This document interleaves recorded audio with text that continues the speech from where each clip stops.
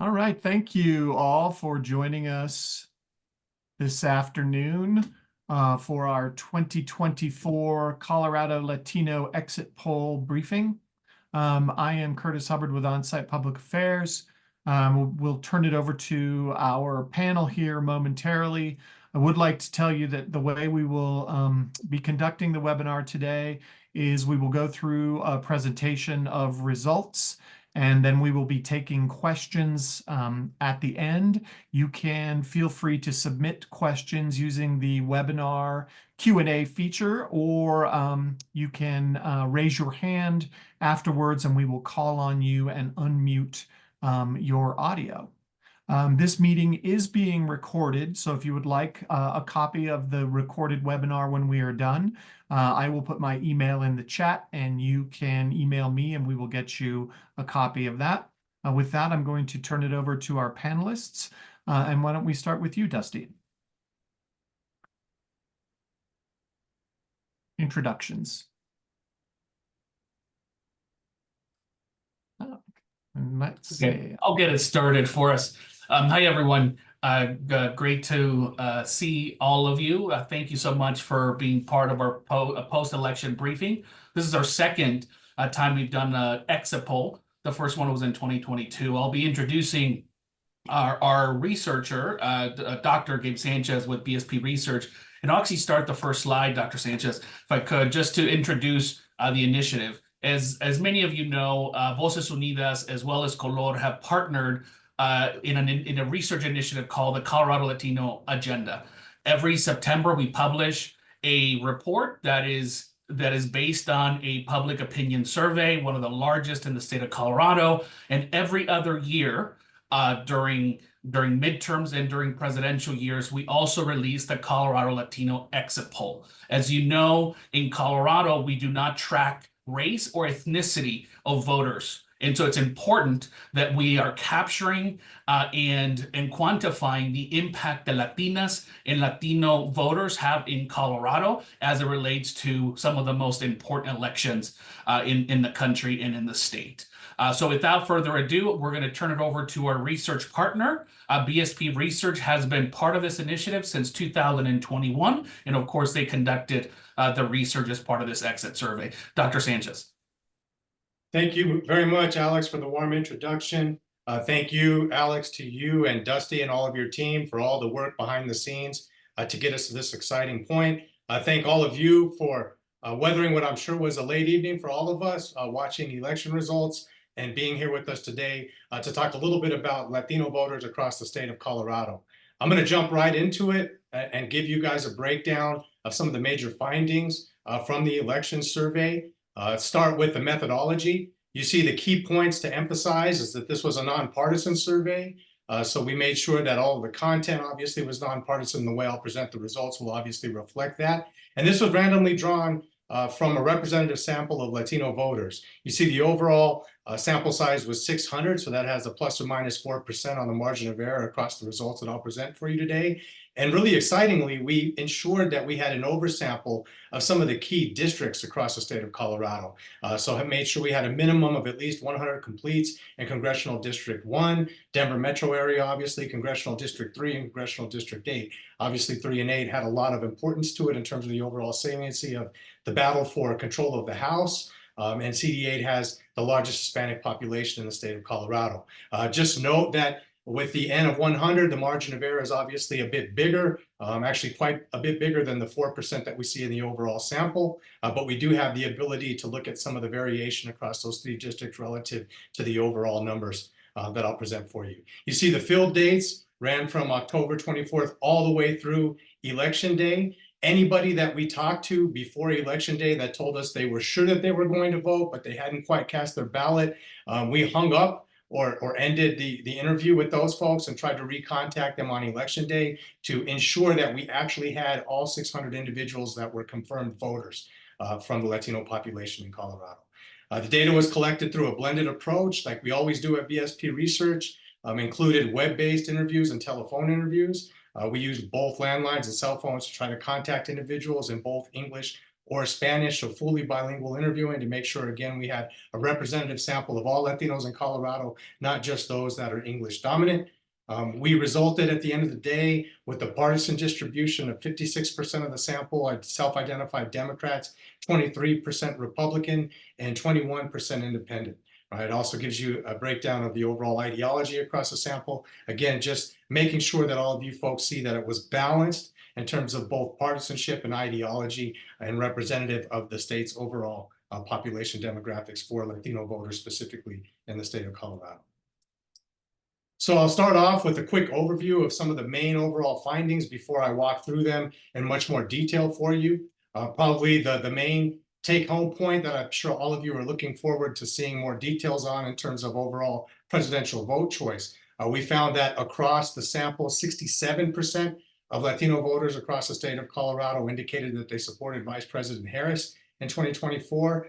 That helped Harris secure, obviously, Colorado's electoral votes, a bright spot and an overall pretty big night for Republicans across the country. And we found that this is roughly 4% higher Latinos in Colorado than our own national-based exit polling numbers for Latinos across the country. So we can say that Latinos were slightly more likely to support Harris in Colorado than the overall national percentage. So in this overall election climate, where I'm sure you all are already seeing a lot of stories talking about Latinos moving towards Trump across the nation and some of the other key battleground states, important to emphasize that was not the story in the state of Colorado. When we look across congressional races in the state, overall 63% of Latino voters in the sample indicated they supported a Democratic candidate in their congressional race, including 62% in CD3, 56% in CD8, and I'll note also 71% Democratic support in CD1, the most metro area across Colorado's congressional districts. When we looked at the most important issues to Latino voters in Colorado in 2024, very similar to what we found in the larger policy poll sample that Alex noted at the top, all of the top priorities were the economy for Latino voters in Colorado. Inflation and the rising cost of living was number one, improving wages and income, number two, and affordable housing was number three. So consistent with how we talked about the overall policy poll priorities of the Latino electorate in Colorado, economic issues were overwhelmingly the dominant concerns on the minds of Latino voters when they entered the ballot box or cast their ballot by mail, etc. Important to note, however, that Latino voters in the state of Colorado continue to support expanding access to reproductive health, including abortions. I'll show you the overall details of where abortion played out in the priority scale of Latino voters. But when we asked folks specifically about their support for the constitutional amendment to secure access to abortion across the state of Colorado, this was supported by even a slightly higher number, 68%, than we found for Vice President Harris at the top of the ticket. So I think that sends a very strong signal that Latino voters in Colorado not only prioritize reproductive health as a priority, but are very supportive of ensuring access for all residents across the state of Colorado. So let's jump right into it with some of the breakdowns of Latino voting behavior in Colorado. One of the things we want to emphasize first and foremost is that 1 in 5 Latinos in the overall statewide sample indicated this was the first time they've ever voted in a US federal election at 20%, right? So it's important to just note that because the underlying demographics of Latinos in Colorado are that they're significantly younger than non-Hispanic white voters. So when you hear a lot of discussion about Latinos movement and their voting behavior over time, you'll see a lot of comparisons back to 2020, even some comparisons back to 2016. Keep in mind that for 1 in 5 Latinos in Colorado, none of that prior history was relevant because this was the first time that they had an opportunity to participate in a federal election in the state of Colorado. You see some of the nuances in terms of likelihood of being a first-time voter. Obviously, age is highly correlated with the under 30 age group being the most likely at 37% to indicate this is the first time that they've ever been able to participate in an election. But the other one I want to draw your attention to is nativity. You see that among the foreign-born or immigrant segment of the population, also more likely to be first-time voters. It's 36%. That's more than 1 in 3 of those segments of the immigrant community across the state of Colorado that, again, this is the very first time they've ever been able to participate in a federal election. As I noted, there'd probably be most priority for many of you to look at the top of the ticket voting behavior among the Latino electorate in Colorado. You see that overall a little bit inconsistent with what a lot of the national narrative is talking about the Latino population's voting behavior in this election cycle. Vice President Kamala Harris got the overwhelming support of Latinos in Colorado. You see at a 2-to-1 margin over former President Donald Trump and the presidential nominee at 30% of the Latino electorate. When we look at this across key demographics, probably the most important breakout to draw your attention to is gender. Obviously, a lot of pre-election discussion about whether or not Latino males were trending towards Trump, whether or not the gender gap was going to play a huge factor in the overall presidential race. And you see that here in Colorado, there is a meaningful but relatively small gap between Latinas and Latino males. You see a 5% difference with Latinas being more likely to support Harris at 69%. So that's consistent with what you will likely see across the overall exit poll narrative for Latinos nationally. But I will say that 5% gap is significantly smaller than what a lot of the CNN polls or other national numbers that are talking about the Latino population today are reflecting. So in line with the overall trends, but I think consistent with the fact that Colorado is its own unique context where we're not seeing a lot of the overall national trends playing out specifically with Latinos in the state of Colorado. You also see pretty interesting age variation. You see relatively high support among Latinos under the age of 30 for Kamala Harris at 66%, and much wider support among the segment of the Latino population who are older, 50 years of age and older, but a relative weak spot among the 30 to 49-year-old age group with only 60% support for Kamala Harris. You also see pretty significant differences based on the overall income of Latinos in the state of Colorado. The weak spot you see being among Latinos who make $80,000 or more in their annual income. You see a significant difference there at only 55% support for Harris and 44% for Trump among that specific high income earning group of Latinos in the state of Colorado. The survey has a number of different measures to try to dig into what was the primary motivation for Latino voting behavior in the state of Colorado. In this particular question, what we did was ask individuals who were able to participate in the election back in 2020, what was their vote choice in that election, then did the little bit of breakdown of how that compared with how they told us they voted now in 2024. You see that there's a slight net advantage for Democrats, right? We see essentially 5% of Biden voters in 2020 indicated that they switched their ballot and voted for Trump, relative to a little bit of a higher 9% margin for Trump 2020 voters that supported Harris in this election cycle. So you see at the end of the day, if there was a shift in voting behavior among Latinos in Colorado, it moved towards Harris and Democrats at a very modest 4% clip, but still meaningful given that a lot of the national narrative about the Latino vote is going to be talking about a much greater movement towards Trump from 2020 to 2024. Looking at the House races across the state of Colorado, you see that the overall total for all Latinos in the 600 N sample was 63%. So across all Latinos in the state of Colorado, 63% told us that they supported a Democratic candidate in their congressional race. Again, we had the ability to break out Congressional District 1, 3, and 8, and you see much higher support than the overall state average for Congressional District 1 voters. That obviously was not a close race with the Democrats securing victory relatively easily. Obviously, the very high support among Latinos was part of that overall discussion.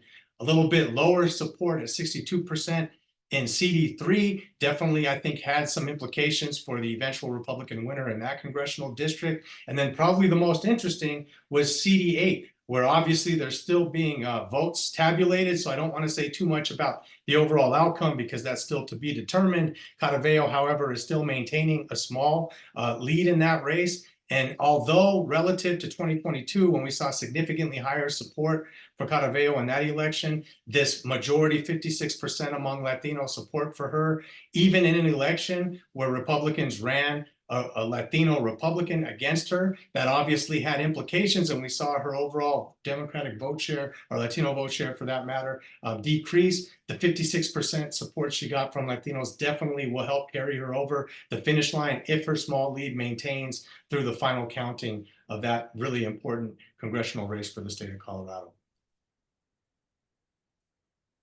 Let's talk a little bit about the policy issues that drove Latinos' overall vote behavior in 2024. As I noted at the top, economic concerns were overwhelmingly the top priority for Latino voters in Colorado. In fact, 4 of the top 5 issues are specifically about the economy and finances. You see the top driving issue was addressing the rising cost of living or inflation, improving wages and income, number 2 at 25%. As we've noted throughout our polling, as Alex noted, we've got the ability to talk about trends over time. I will say that cost of living, improving wages, and affordable attainable housing have been dominant priorities for Latinos over the last several election cycles, not just in this poll. So that's a recurring theme of the important priority that Latinos in Colorado were placing, not just on the cost of living and inflation generally, but specifically affordable and attainable housing we've seen be a top priority. I'll also draw your attention to, although it didn't come up into the top overall issue priorities, when you combine the 2 immigration-oriented items, increasing border security and also expanding access to legal permanent residency status or immigration reform overall, combine those 2 together and it comes up along the top 5 of overall issue priorities for Latinos. And although it fell back a little bit relative to 2022, at 12%, expanding and protecting reproductive health and abortion rights overall across Latinos in Colorado, we see that abortion and reproductive health remains a top priority among Latinos in the state of Colorado. One thing I want to draw your attention to is when we look at correlation with any of these different public policy issue priorities for Latinos in Colorado and compare that with their overall vote choice, the 2 biggest areas to emphasize where we actually saw some meaningful differences in that correlation was in increasing border security and limiting access to immigration. You see that's a plus 16% among Trump supporters. So among all Latinos who indicated that that was an issue priority for them, we saw that to be the greatest advantage for Trump relative to Harris among Latinos in Colorado. I think that's consistent with what you saw play out in terms of the overall national narrative of increasing border security becoming a higher priority for Latinos overall in this election cycle. But the flip side to that was expanding and protecting reproductive health and abortion rights. That was a winner for Harris. We saw among Latinos who identified that as a top issue priority, there was a 9% advantage in terms of Harris vote choice relative to Trump. So those are the 2 issue areas where we actually saw the most significant difference in terms of overall voting behavior. Across all the other issues, there really wasn't a significant or meaningful correlation with vote choice. So it came down to, at least in this context, thinking about border security and expanding reproductive health care as 2 of the main issue priorities that actually drove differences in voting behavior for Latinos in Colorado. Let's look at a little bit of the potential variation across some of the congressional districts where we had the opportunity to break this out.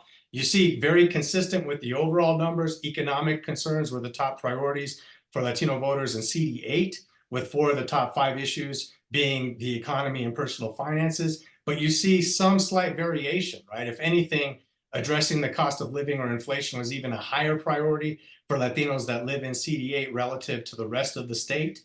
And you also see improving wages and income, slightly lower, 3 percentage points than the overall population in the state of Colorado.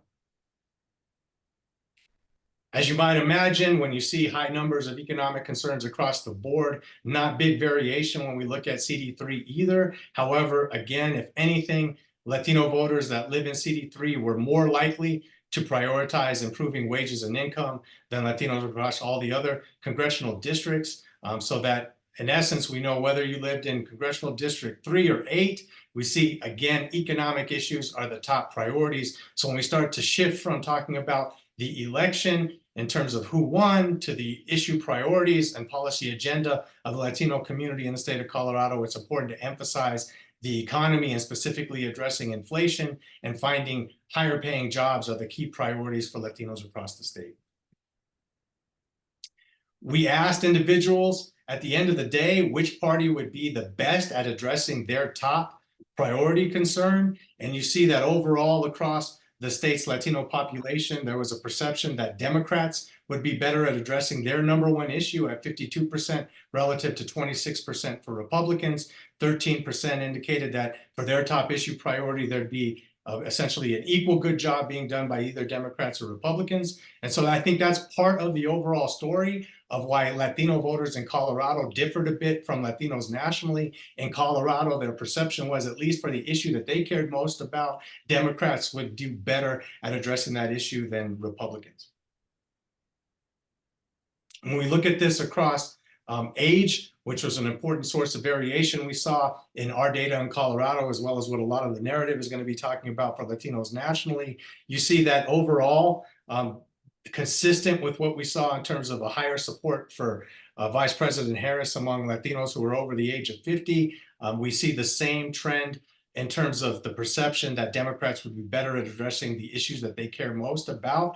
Again, Latinos over the age of 50 were most likely to indicate Democrats would be better on that issue at 61%.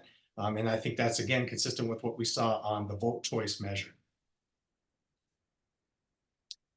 We also had the opportunity to ask Latino voters in Colorado some specifics across different public policy issue areas and how that reflected in terms of which party they perceived would be best at addressing that specific issue. You see, as I noted at the top, reproductive rights and abortion was a major winner for Harris and Democrats. You see 58% of Latinos in Colorado believe that, and when it comes to reproductive rights and abortion, Democrats would be best at addressing that issue relative to only 20% for Republicans, a 55% to 24% advantage for Democrats when it came to immigration reform that provides path to citizenship specifically. You see, again, that was an issue that played well for Latinos in Colorado towards Democrats. A similar advantage in terms of climate change, 47% perception that Democrats would be better on that issue relative to 20% for Republicans. But you see, when it comes to the economy, a much tighter margin, still Democrats perceived as being better on that issue for Latinos in Colorado, but the gap is less wide. And border security, you see, is the area where that gap is almost non-existent within the margin of error between both parties. So it gives you a pretty good idea of why we see the overall percent voting differences that we did for Latinos in Colorado. When we look specifically at the most important issues, you see Democrats winning by pretty wide margins on some of the issues, specifically reproductive rights and immigration, much less so on border security and the economy. We also asked some favorability measures across some of the candidates as well as the parties. You see, again, consistent with why we believe that Harris did better among Latino voters in Colorado than Trump, much more favorable perceptions for Harris among Latinos in Colorado than former President Donald Trump. 70% favorability for Harris, only 35% favorability for Trump. Similar breakdown in terms of perceptions of favorability of the parties, 61% favorability among Latino voters in Colorado for Democrats in Congress, relative to only 36% overall favorability for Republicans in Congress. We also asked respondents in this poll to give us a sense of whether or not they felt Harris and the Democratic Party or Trump and the Republican Party cares a great deal about the Latino community, doesn't care a great deal about the Latino community, or whether or not they feel that either party or candidate is overtly hostile towards the Latino community. You see, at the end of the day, the Democrats and Harris were perceived as better on this issue as it pertains to how they perceive the party and the candidate to treat the Latino community. 64% of Latino voters in Colorado indicated that they feel Harris and the Democrats actually care a great deal about the Latino community, relative to 29% don't care all that much, and 6% a perception that Democrats and Harris were hostile. Much different reality when we look at Donald Trump and the Republican Party. 39% of Latinos in Colorado don't perceive that Trump and Republicans care a great deal about the Latino community, relative to 34% who think that they do care a great deal. And you see probably the biggest difference is the 27% of Latinos in Colorado who perceive Trump and Republicans were hostile towards the Latino community in the state. So let's talk a little bit about underlying vote motivation. I think a very interesting measure that we included in the election survey for Latinos in Colorado was, at the end of the day, was the support for the candidate that they chose, either Harris or Trump, driven primarily by positive support for their candidate of choice, or was it really about trying to defeat the opposition or the opposing candidate? And you see, at the end of the day, support for Harris at 82% among Harris voters was a little bit higher than we think about in the context of opposition to Trump at 18%. Flip side, when we asked Latino voters who indicated that they supported for Trump, was that an opposition vote or a positive support for their candidate? You see a slight advantage for positive traction for Trump at 86%, so not huge, but that 4% gap again is meaningful and worth noting in terms of the underlying primary motivation for Latino voters in Colorado for their vote choice. We also asked a range of different public policy issues and gave folks an opportunity to indicate how big of a motivation that was, not just for how they voted, but to show up and turn out in the first place. So it gives us some sense of what was the driving enthusiasm for Latino turnout among a sample of, again, of confirmed Latino voters that cast a ballot in 2024. You see at 34%, the modal category for Latino motivation in 2024 was to stand up for the issues that they cared about. 26% other positive frame to create positive change in their community. You see in terms of overall support for Democratic candidates at 24%, to do my civic duty and vote in elections at 23%. You see some frustration, right, on the minds of Latino voters, driving them to the polls at 21%, indicating it's because they were frustrated with the way things are going in the country. 21% to support candidates who care about people like me from the Latino community. And you see, to a lesser extent, support for Republican candidates among 15% of Latino voters in the sample, and 13% motivated by frustration to vote against candidates that they don't like. So it gives you a pretty good indication that primary concerns or motivations for Latinos were positive, standing up for the issues that they care about or to make positive change in their community at the two top primary motivations for Latinos in Colorado. We also wanted to get some sense of when Latino voters who cast a ballot in Colorado in 2024 made up their mind to vote. Obviously, there was a lot of conversation about how things potentially were shifting between Harris and Trump down the home stretch of the final 10 days of the election. But you see, at the end of the day, a sizable segment of Latinos, at least in the context of the presidential race, indicated that they cast their ballot and made their mind up for who they were going to vote for well before Election Day. You see 42% indicating that it was more than a month ago. Within the last month, 27%, and within the last week, 31%. So you see, for a large segment of Latino voters in Colorado, they made their minds up relatively early, and in many cases cast their ballot early, well ahead of Election Day. Slightly different, however, when we think about other offices that were on the ballot. You see, for Colorado state offices, the Colorado House, Senate, Governor, etc., you see Latinos waited a bit longer to make up their mind on who they were going to cast their ballot for than when we think about the overall presidential top of the ticket race. And specifically when we think about Colorado's ballot initiatives, you see that only 25% of Latinos made up their mind more than a month ago, relative to 35% who indicated that their decision on those ballot initiatives were going to be made within the last week. We also wanted to give you folks an opportunity to see where Latinos are getting their information from to inform their vote decision in 2024. So when you see the breakdown overall, Latinos, consistent with our other polling with Dusty and Alex over the last several years, indicates that we're a very digital consumption-minded population, with 52% of Latinos in Colorado who cast a ballot indicating that social media such as Facebook, Instagram, YouTube, Twitter, etc., was their dominant source of information, relative to 52% who indicated national TV news such as CNN, PBS, Fox News, Univision, etc., was their dominant source of information. But we also see a sizable segment of Latino voters in Colorado turning to state and local media, for their information at 45%, excuse me, and 33% turning to their own personal networks. We know in the polling that we've done in the past on this project that social networks and family networks are a key source of information, and that was consistent in the election poll where you see 33% of Latinos indicated at the end of the day where they got their information was primarily from family and friends who know more about the issues that they care about and are interested in politics. You see also information emailed or texted, 25%, materials produced by the state, and the quote unquote blue book, 28%. So it gives you a pretty good idea of where Latinos are turning to get their information about politics, specifically in the 2024 election cycle.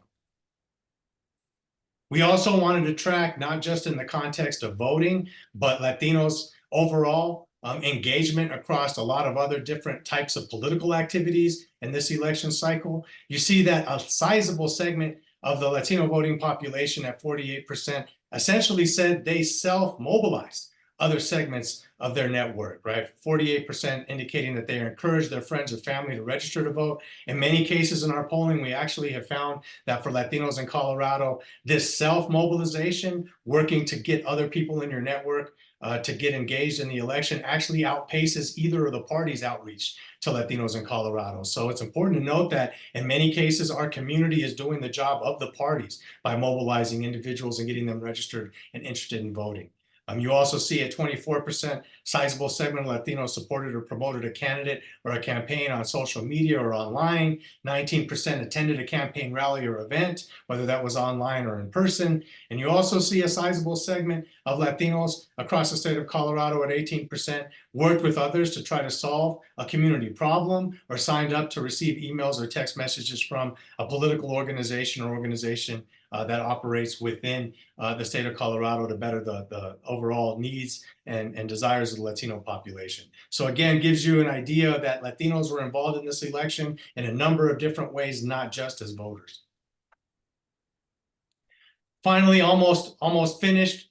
Before I open things up for questions, we wanted to make sure that you had data on how Latino voters in Colorado participated across a wide range of ballot initiatives that they had the opportunity to voice their opinion on. As I noted at the top, probably the biggest newsworthy item, in my opinion, is the fact that 68% of Latino voters in Colorado told us that they supported Amendment 79, the constitutional right to abortion. Again, that outpaced even slightly support for candidate Harris at the top of the ticket.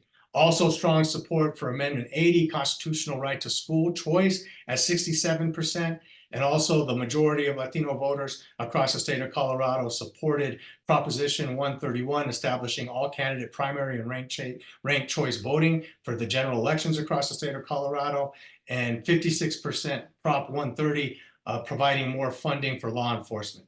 So I won't break all of these down for you, but you can get an idea of how Latinos supported all of the ballot initiatives, as well as within the crosstabs that we may share with you after finishing up this webinar. You can look at how Latinos varied across some of the ballot initiatives and other items by demographic profile, as well as congressional district.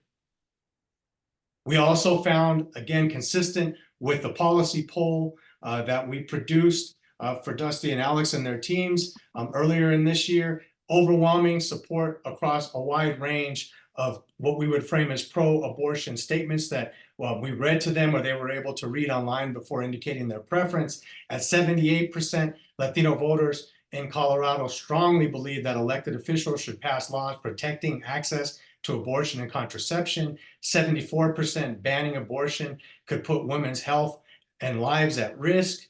You see smaller support at 53% for banning abortion that would protect the unborn, and just under the 50% threshold of 47% that elected officials should pass laws and enforce restrictions and bans on abortion. So obviously, with a new administration coming in to the White House and looking at the potential for Republicans to have control of both houses, reproductive health and abortion will be a major national talking point. It's important to emphasize for Latino voters in Colorado, they overwhelmingly want to see elected officials pass laws that protect access to abortion and contraception.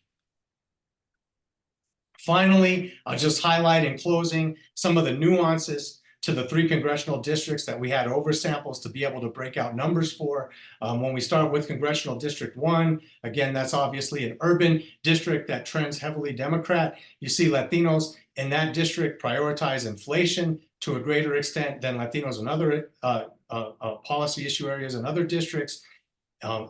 Improving wages and incomes, so economic issues at the top.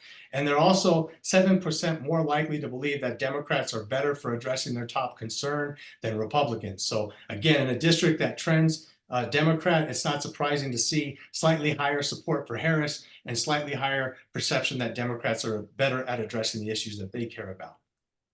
In CD3, among Latino voters in Colorado, we see again even higher prioritization of inflation, improving wages and income than the overall average for Latinos in Colorado. Also slightly higher to identify Medicare or Social Security as a top priority, as well as we saw for everyone else, creating affordable housing is particularly salient in the Congressional District 3 race for Latino voters. 8% more likely to believe that Congress and president should actually address gun violence and mass shootings relative to the other districts in the state. That's consistent with what we saw in the overall policy poll, where Latinos in Congressional District 3 were also more concerned with gun violence as a priority in that race. Slightly less likely in CD3 to express support for Harris at -4% than the overall Latino voting population in the state of Colorado, and are 10% more likely to support firearms and ammunition excise taxes in that proposition that you saw on the ballot for this election cycle.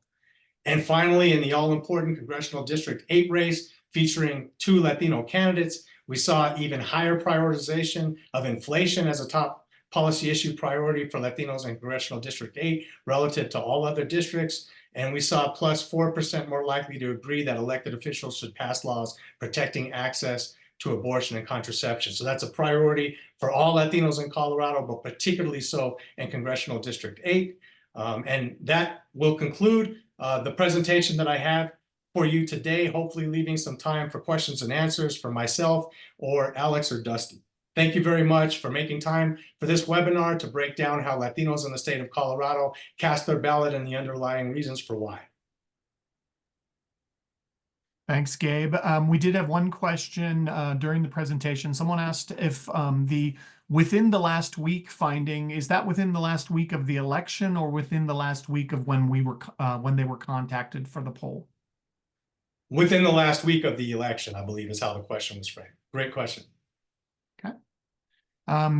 As a reminder, you can put your question into the Q&A or also raise your hand. We're going to start with Nick Coltrane from the Denver Post. Nick, I will be unmuting you so you can ask your question.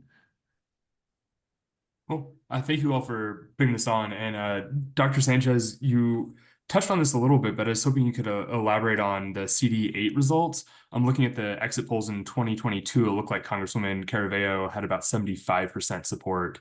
So that'd be a pretty big swing compared to the 56.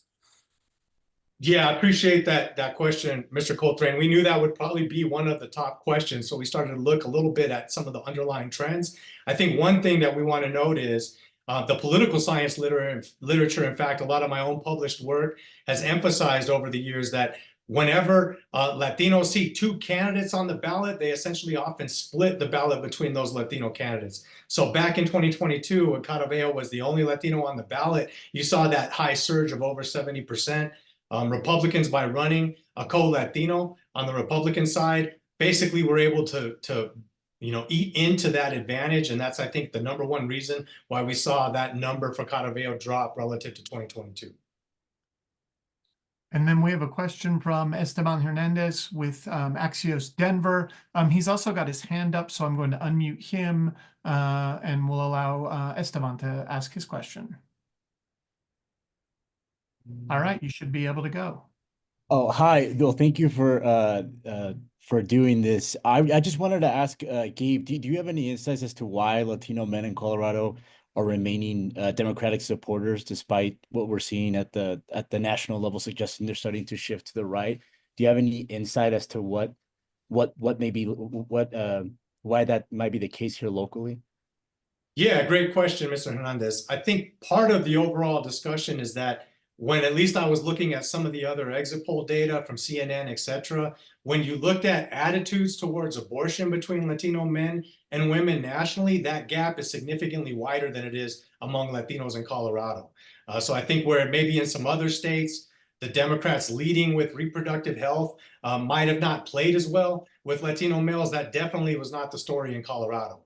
I think when we look at the overall issue priorities, even among Latino males, reproductive healthcare and abortion was relatively higher than it was in some of the national exit polls for Latino males. And probably more importantly, the gap in their attitudes about reproductive health in Colorado was nowhere near as wide as what we saw in some of the other states and for Latinos nationally. And if I could add as well to that question, I think if we look at some of the data around which party do Latino voters think will do best on the economy, in this case in Colorado is Democrats, right? So Democrats still win on that issue. That's obviously a little bit different across the country. Also, when you see data around hostility and whether, Trump or Harris and the Democrats or the Republicans are more hostile in favorability data, I think in Colorado is a little bit different story than across the country, is additional sort of data proofs that I would suggest. And just final kind of point on that. I mean, one of the things obviously we're all going to be breaking down in the numbers is to take a look at what made, some of the differences across states for Latinos. And the big take home message is the fact that Latino males didn't trail off from Harris and Democrats is a big reason why Colorado, right, was a state in which Harris and Democrats outperformed where they did everywhere else in the country. I think that's one of the overall take home messages from the findings in our poll. Again, 5% gap, if you want to think about it that way, based on gender for Latinos in Colorado, nowhere near as large as it was in some of the other states. Thank you. Robert Tan with the Summit Daily News has his hand up, so we'll go to him next. Robert, go ahead. Thank you all. So my question is, there's been criticism of the polling industry for treating ethnic groups as a monolith when it comes to how they vote.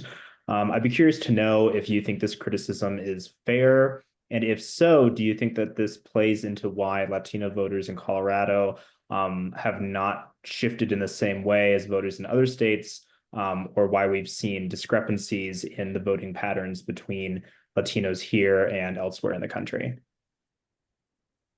Yeah, Robert, great question. I'll start and see if Alex, Dusty, or anybody else on the team has any follow-ups. But I think like one of the really important, things to stress that sheds a real positive light on the fact that Alex and Dusty not only have done this exit poll this election cycle, but a much more robust policy poll that looks at the Latino policy agenda. And they do this regularly, right? So it's not just a one-time blip.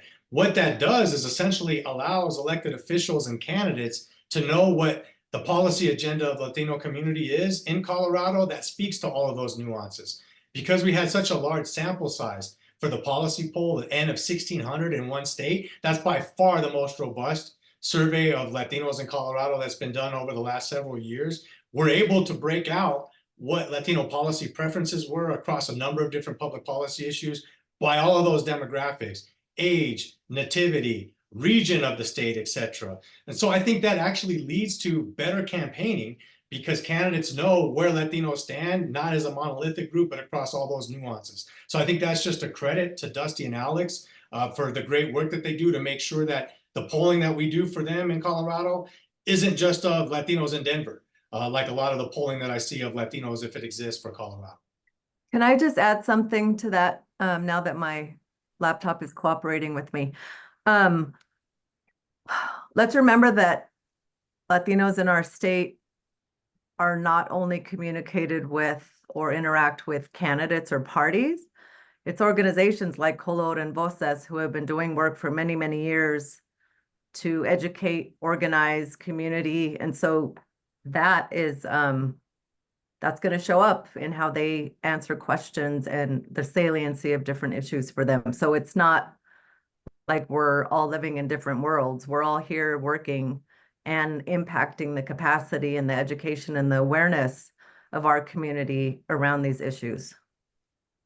And Robert, what I would add is that this is precisely, as Dr. Sanchez suggested, why Colorado and Voces started this initiative. As you know, in Colorado, we don't attach race or ethnicity to the voter files. Therefore, there's very little information about our voting habits and preferences and policy views. And when we see polling done by others to our community, we're 60 people within a big poll. And that's actually where the danger lies in treating us like a monolith, because with 60 people across a large state, it's impossible to get to the nuances. And so when Color and Voces Unidas partnered with BSP Research, we wanted to be intentional. And we wanted to do large sample polling precisely because for Voces Unidas, rural Coloradans or rural Latinos are also important. Oftentimes, most of the polling is done in large population centers. So therefore, you're only going to capture the Denvers, the Colorado Springs, the Fort Collins. I mean, some of those major population centers, and you're going to miss all these rural counties.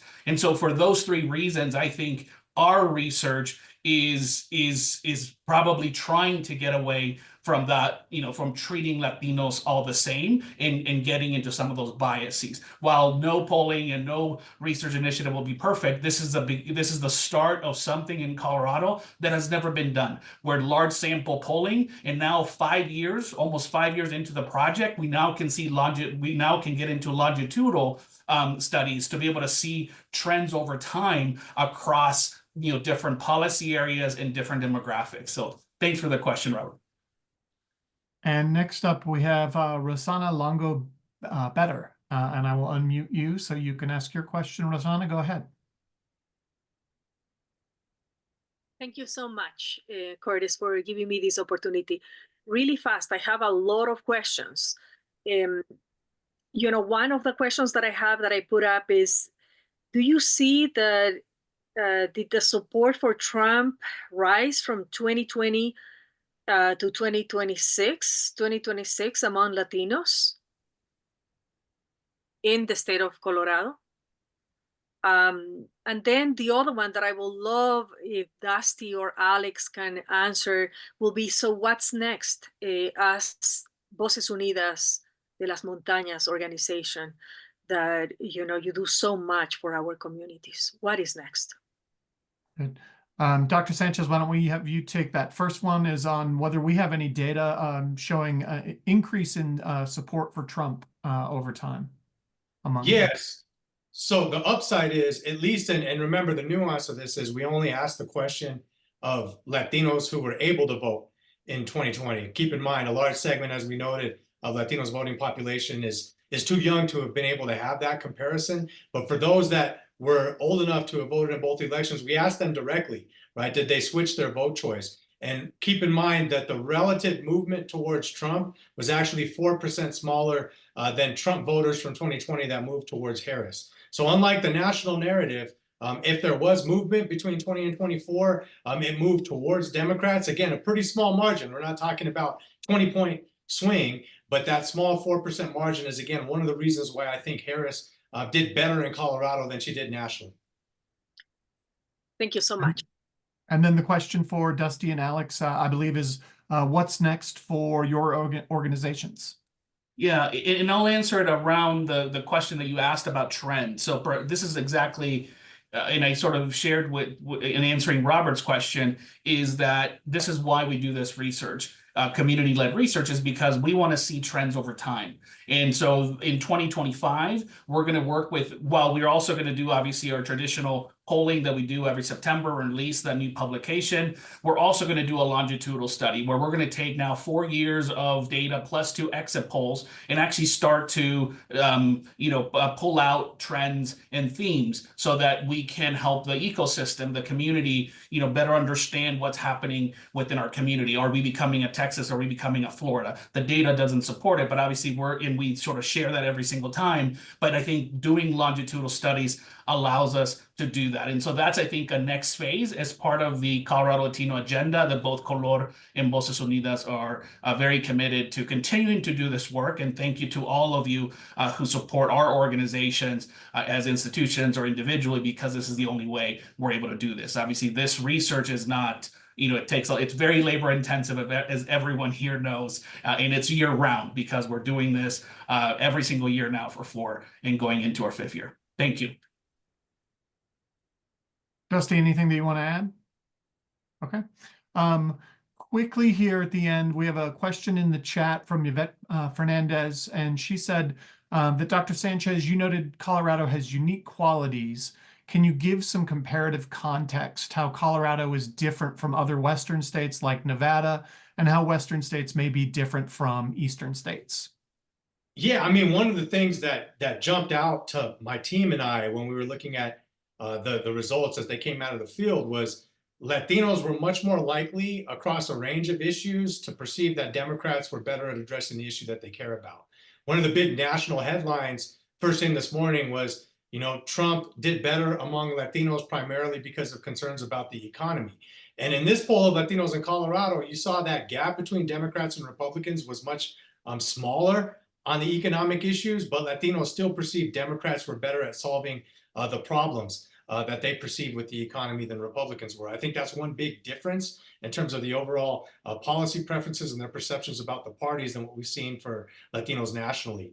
I think in terms of some of the underlying demographics and the overall factors for Latinos in Colorado, not just in this poll, but again, as Alex noted, we've got the time to start thinking about trends over time among Latinos in Colorado. This notion that the economy and specifically affordable housing is a big deal to Latinos, and most of the way it's being talked about is like that was only something that occurred now in 2024. We know that we've been staring at this data for Latinos in Colorado, and economic concerns has been something on the minds of Latinos for all the years we've been polling for Latinos in Colorado, and those numbers have not shifted all that much over time. So I think specifically affordable housing probably is one of the issues that jumps out is even more salient to Latinos in Colorado than it is everywhere else in the country. Good. Another question in the chat. Are there similar polls about Latinos in battleground states like Pennsylvania and North Carolina, swing state polls that you're aware of? Yeah, so our team at BSP Research has a national election survey that has Latino breakouts in all of those key battleground states. That has not been released yet, but keep an eye out for that on our website, bspresearch.com, if you want to see how that plays out for Latinos in other states. Right. Then the next question from Andres Carrera. Latino support for abortion was far higher than repealing the definition of marriage in the Constitution. To what do you owe this split of opinion? I can give my explanation of that, and it's sort of adding on to what I mentioned earlier about the work and organizations that talk and are in community. And so, as you know, Colorado is 26 years old. We've been talking about this issue for 26 years. I think the other piece that is important and to mention is after the Dobbs decision in 2022, elected officials were also talking about abortion and reproductive health care, more so than ever before in our history. And so I think the nuancing of both of those things together and having direct Latino engagement around reproductive rights, health, and justice. I don't know that that's the same for talking about LGBTQ issues. Well, we do integrate those, but that's not, the focus of much of our work. And so that would be my take on it. I don't know if Gabe or Alex, you have anything else to add to that. Other than just to say that this has been a trend that has been consistent with our research from 2021. There's been high support for both reproductive health as well as personal gay marriage or domestic partnerships and different questions that we've asked. I think it does speak to the Latino community, regardless of how you test the question. I think Latinas and Latinos consistently have expressed support for freedoms, personal freedoms, government not intervening in your own personal health and/or who you choose to love and marry. And so I think that's been consistent across our 4 years of research that we've done, depending on the various types of questions we've asked about those two issues. And we're extremely pleased to see the level of support that probably Latinas and Latinos got, both Amendment 79 and the constitutional amendment on gay marriage, also to the finish line with high support across the state. Good. We have three more questions that we're going to try to get through here in the last 4 minutes. A quick question from Esteban Hernandez at Axios Denver. What percentage of voters do Latinos represent statewide? Want to say it's 16%, but I'm on like zero sleep, so my mind might be off on that. But Yeah, I'm almost 17. we wrote that in one of the memos. 17. 17%, and it'll be in our press release. All right, pretty close, pretty close. And then Carlos Martinez asks, of the young first-time voters, is it safe to assume that many of these are first generation? I'll actually want to check the numbers on that, but I think you're right, primarily because we saw, remember in that breakout of who was most likely to be a first-time voter, our foreign-born immigrant community was much more likely than U.S.-born. So I think that correlation would definitely, be correct, but I haven't actually run those numbers. That's a great question, Carlos. I know that one of the statistics that we use often is every 30 seconds, right? A Latino and Latina across this country turns 18 and is now eligible to vote because they were either born or are U.S. citizens. And so that's a great question. And we'll do the cross reference and see if we can get more data there for you. And then Patrick Ortiz asks whether you think Colorado will become more of a national political target like California, given the shift to the GOP in Congress? And could it simultaneously provide an opportunity to play more of a leadership role in seeking bipartisan policy solutions?